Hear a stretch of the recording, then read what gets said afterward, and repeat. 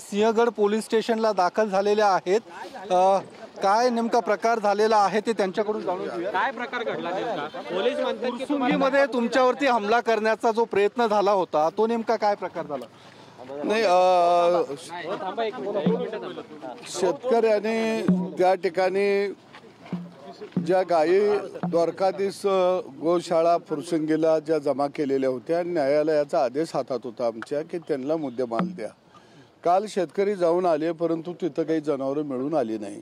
आणि या ठिकाणी काही पोलीस अधिकारी मला म्हटले की आमचे जनावरं तिथं सगळे आहेत, काही जायची गरज नाही। मी गेल्यानंतर शेतकऱ्यांना घेऊन गेलो तर एकही जनावरं त्या ठिकाणी नव्हतं। संपूर्ण दलदल होती। लहान पाडसं आहेत महिन्याची 11, 10 आणि 11 म्हैशी होत्या। जवळजवळ 2 लाखाचा मुद्देमाल तो होता, काही दिसून आला नाही।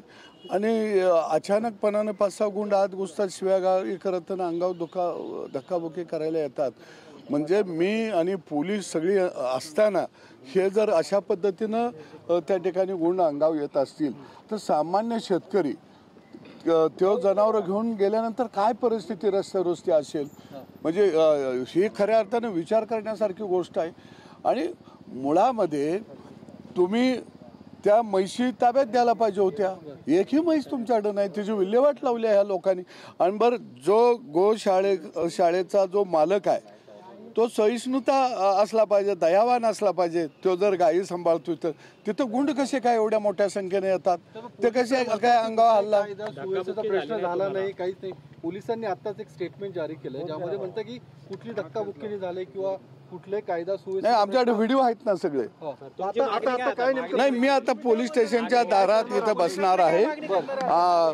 सगळ्या शेतकऱ्यांना या ठिकाणी जमलं तर संध्याकाळी मी बोलवून घेईन काय, कारण शेवटी हा शेतकऱ्यांचा प्रश्न आहे। शेताभातात राबणाऱ्या शेतकऱ्याचा प्रश्न आहे।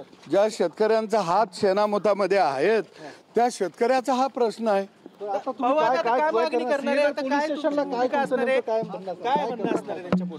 नाही, आमची मागणी आहे तिथं ते गुंड कोण होते जे अंगावर आले, माझ्याकडे व्हिडिओ आहे। ते गोशाळेतले ते मालक होते का? मग काय याचा सगळं पर्दाफाश झाला पाहिजे।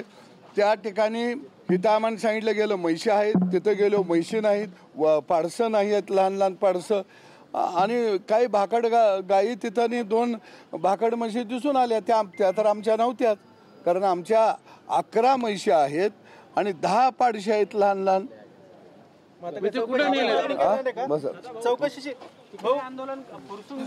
सदाभाऊ खोत यांनी ठिय्या मांडलेला आहे, आपण पाहू शकतो।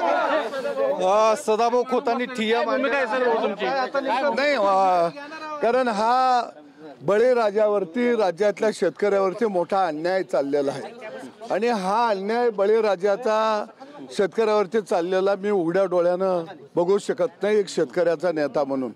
माझ्या भागामध्ये माझ्याच गावातल्या पोराला 4-5 दिवसापूर्वी मोठी मारहाण झालेली आहे।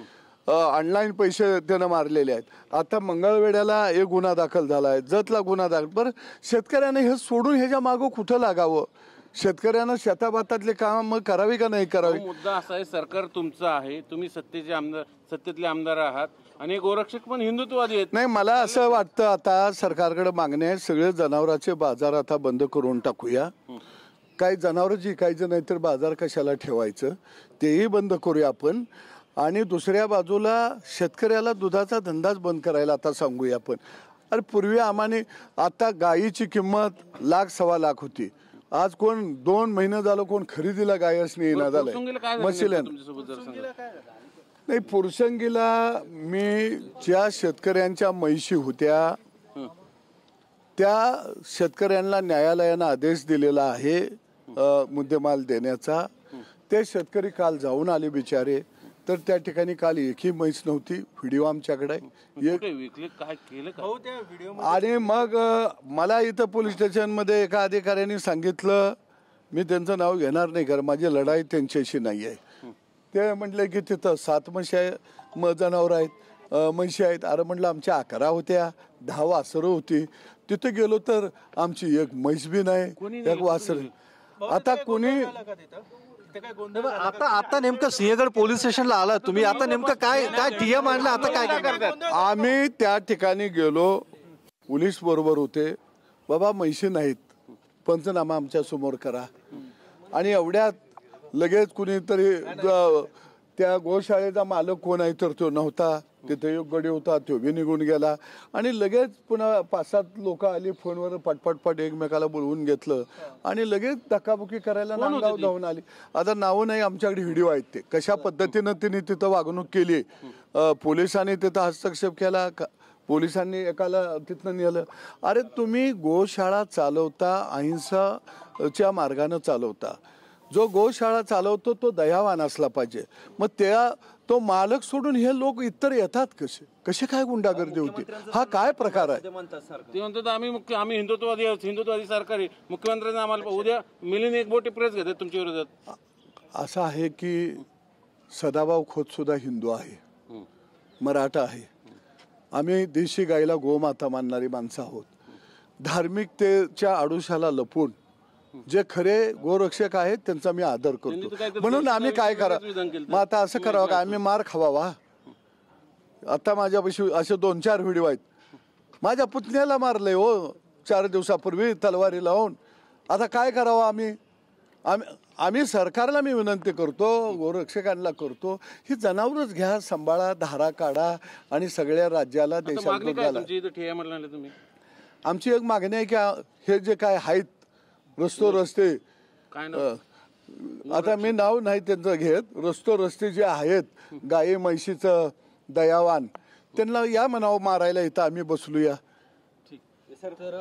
आपण पाहिलं सदाभाऊ खोत यांनी ठिय्या मांडलेला आहे सिंहगड पोलीस स्टेशनच्या बाहेर. कारण काही वेळापूर्वीच फुरसुंगीतल्या द्वारकाधीश गोशाळेमध्ये जो काही गोंधळ झाला, त्यांच्यावरती हमला करण्याचा प्रयत्न देखील झालेला आहे.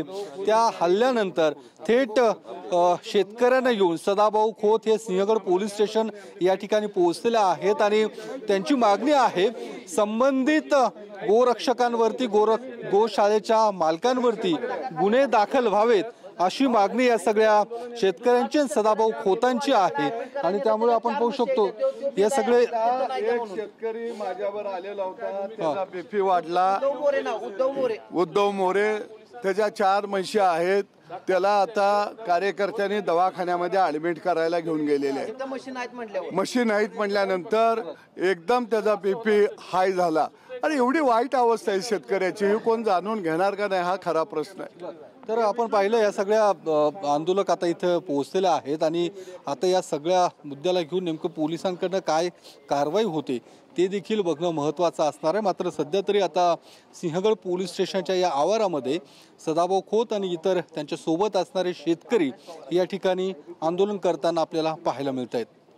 कॅमेरामन सुशांत राऊतसह योगेश बोरसे, TV9 मराठी, पुणे.